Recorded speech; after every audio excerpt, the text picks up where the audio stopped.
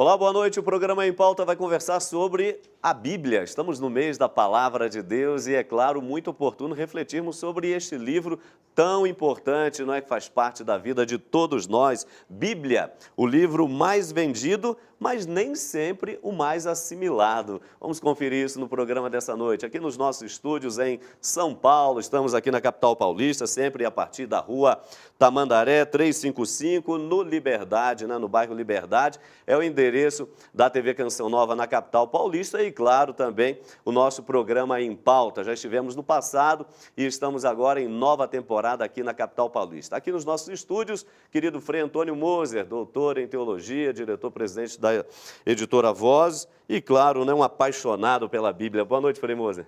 Muito boa noite, Padre Hamilton, boa noite aos telespectadores. Você falou bem, apaixonado pela Bíblia, sobretudo por um tipo de tradução da Bíblia. Depois falaremos. Tá certo, Frei Moser. E nos ajuda nessa conversa, ajudando a refletir sobre esse tema tão apaixonante, tão intrigante que é a Palavra de Deus, o querido Padre Tarcísio Mesquita. Ele é coordenador de pastoral aqui da Arquidiocese de São Paulo. Também um abraço especial aos paulistanos que nos acompanham diretamente da paróquia Nossa Senhora do Bom Parto, aqui no bairro Tatuapé, um especialista na Palavra de Deus e que vai nos ajudar e muito nessa noite. Padre Tarcísio, boa noite, seja bem-vindo ao Em Pauta. Boa noite, Padre Hamilton, boa noite, telespectadores. É um prazer falar da Bíblia. A Bíblia ocupa muita coisa na vida da gente, muito tempo, muito lugar, e é sempre uma boa companheira. É verdade. Olha, para você começar aqui a nossa conversa, para a gente dar aquela situada, o que é muito natural, vamos então acompanhar a nossa matéria inicial.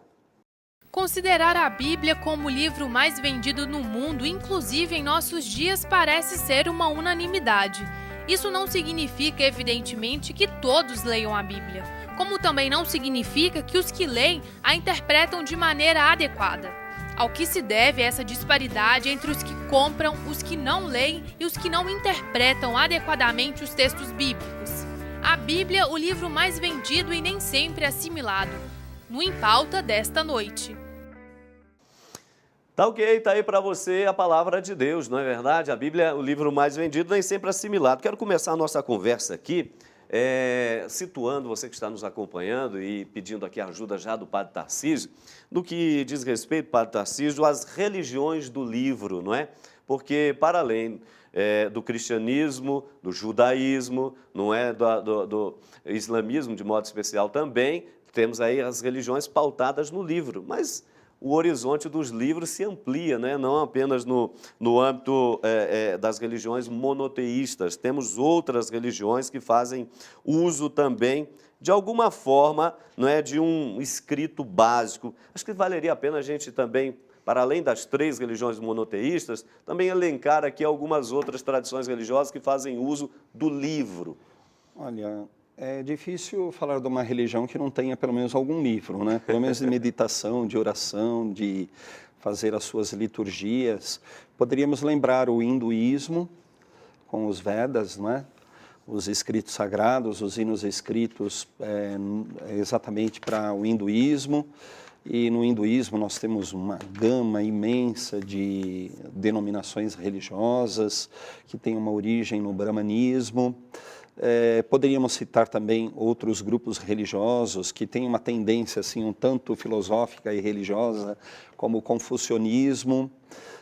Poderíamos lembrar também os espíritas, que se baseiam em Allan Kardec, sim, o livro dos espíritos.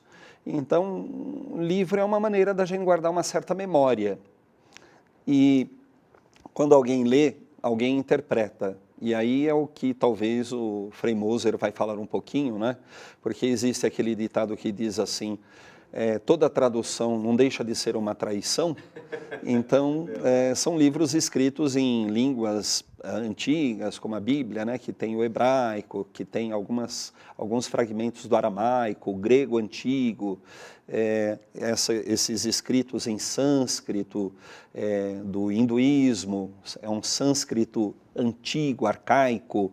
Então, as pessoas leem e interpretam e, às vezes, as traduções não são muito fiéis. É verdade. Agora, Frei Moser, isso que o Padre Tarcísio está mencionando, é o seguinte, nós temos uma questão interessante em relação à Bíblia. É, sem dúvida nenhuma, e é sabido, que seja livro mais vendido do mundo. No entanto, o que a gente percebe que, isto por um lado é uma unanimidade, mas não significa, evidentemente, que todos leiam, né? Compram, mas não leiam. E aí nós temos algumas coisas que valem a pena ser consideradas.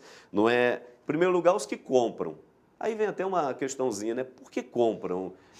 A Bíblia como uma espécie de amuleto, é importante ter em casa, não sei o quê, mas os que compram. Depois também é interessante, os que compram, mas e esses que compram e não leem? Não é? Por que não leem?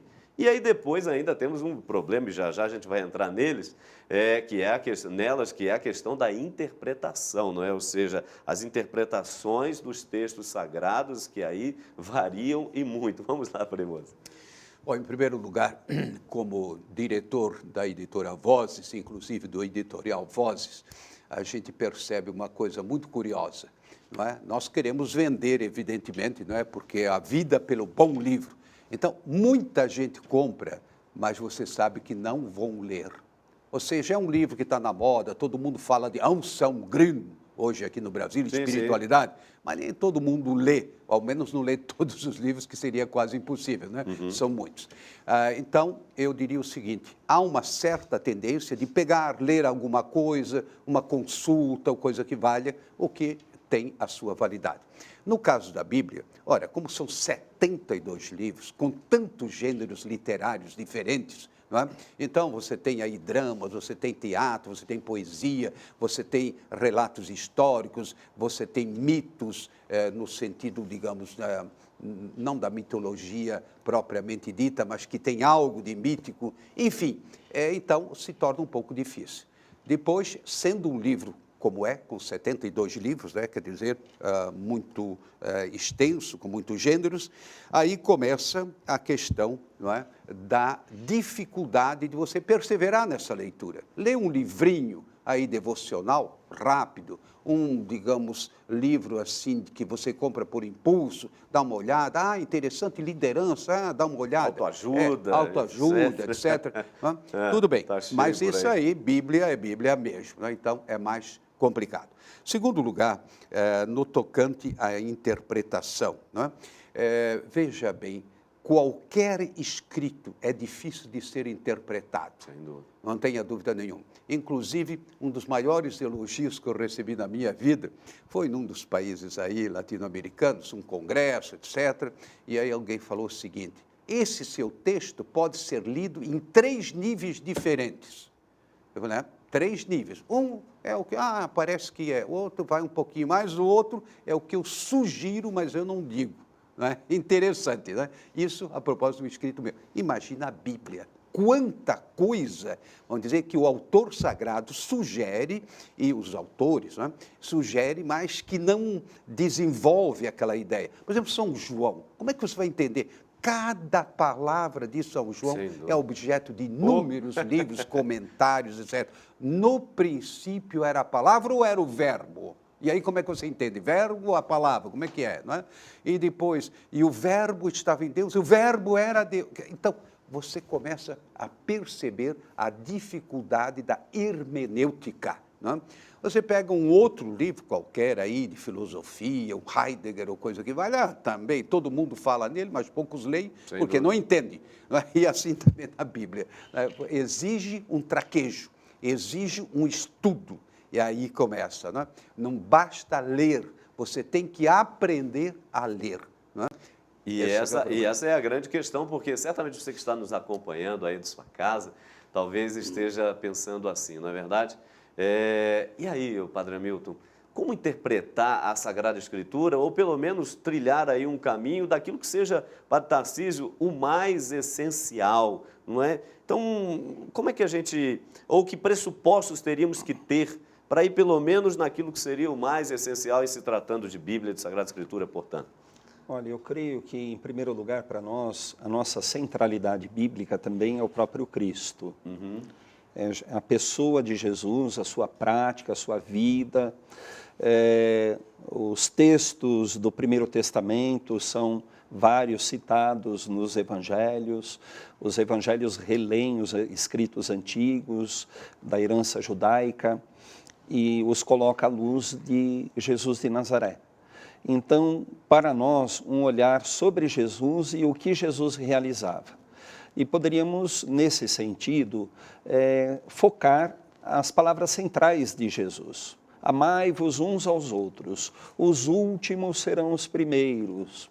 Inclusive, isso vai fazendo parte da nossa liturgia dominical destes últimos dias, e agora no mês da Bíblia, sobretudo. E lembrando isso, uma centralidade, sendo que os últimos são os primeiros, é toda a história da libertação do povo pobre, do povo oprimido, dos hebreus, dos apirus, aquele povo espoliado, perseguido, escravizado, que Deus acompanha, que Deus vai com eles para o deserto, acampa no seu meio, é um Deus itinerante. Então, esses valores devem nos ajudar a fazer uma leitura transversal, eu diria assim, dos textos bíblicos.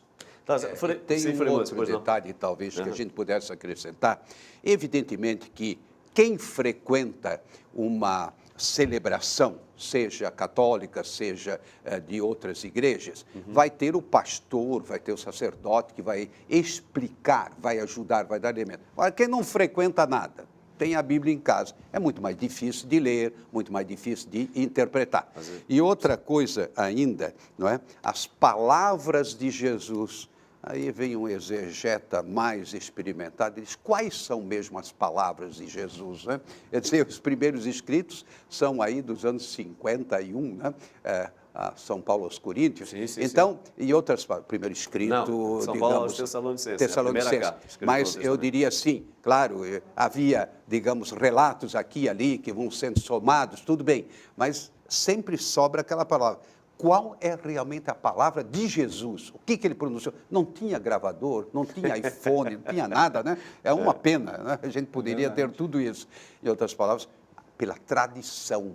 E depois, muita, assim, elaboração teológica. Você pega, cada um dos evangelistas tem uma maneira de contar, no fundo, a mesma coisa, transmitir a mesma verdade, mas tem uma maneira diferente, um estilo diferente. Um Lucas, por exemplo, é um escritor incomparável, né?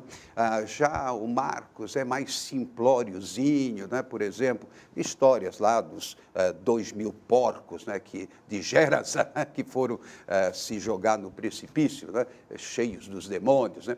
Isso é próprio de Marcos, o Lucas nunca diria isso, né? E outras palavras, São João muito menos. Mas só para dizer daí as dificuldades de realmente saber quais são as palavras de Jesus. Com muita simplicidade, é a palavra de Deus, sim, mas tem a palavra, o Deus que age através também do escritor humano. Sem dúvida, nós vamos falar já, inclusive, sobre essa questão da tradição, na verdade, porque é interessante isso se dar, por exemplo, dentro do cristianismo, no catolicismo, mas algumas outras denominações não tem tanto lá uma tradição, não se observa muito o magistério, e aí, portanto, às vezes na própria interpretação há uma dificuldade um pouco complicada, e aí se vai por alguns caminhos, então, bastante interessantes. Nós vamos ver sobre essa questão da tradução literal, dos círculos bíblicos, etc. Mas, mês da Bíblia, antes de irmos ainda para o nosso intervalo, para Tarcísio, relembramos São Jerônimo, grande São Jerônimo, porque nós aqui do Ocidente, talvez, de um outro modo, íamos ter acesso.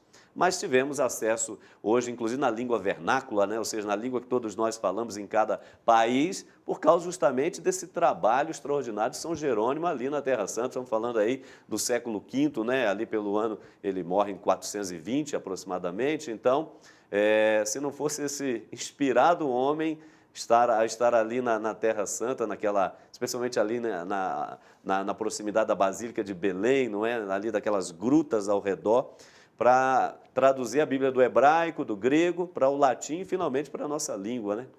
Pois é, eu me admiro dessas pessoas que entregam a sua vida para uma causa, para um objetivo.